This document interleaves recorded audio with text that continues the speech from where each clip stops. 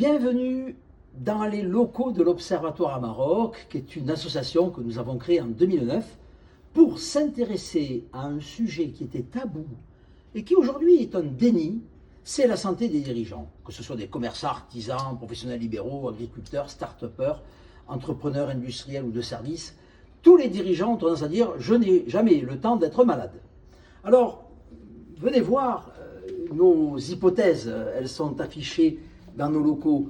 Nous avons ici une balance qui s'intéresse à la santé de manière équilibrée.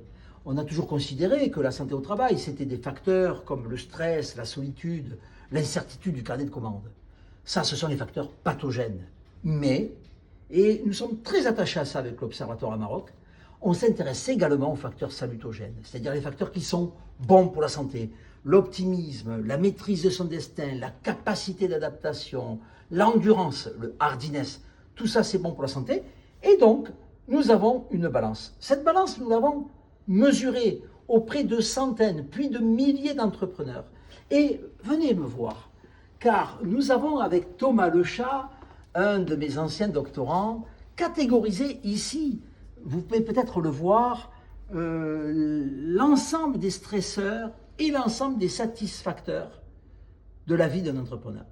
Et ça a donc permis de produire pour la première fois un stressomètre et un satisfactomètre de la vie d'un entrepreneur.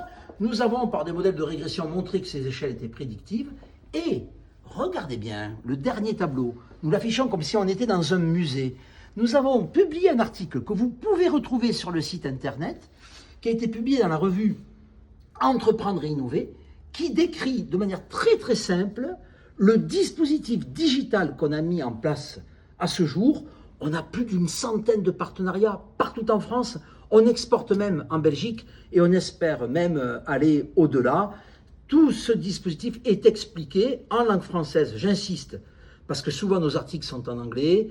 Ici, c'est en langue française, le dispositif qu'on a mis au point pour pouvoir détecter le risque de burn-out des entrepreneurs et, le cas échéant, leur tendre la main pour qu'ils puissent bénéficier d'une écoute bienveillante.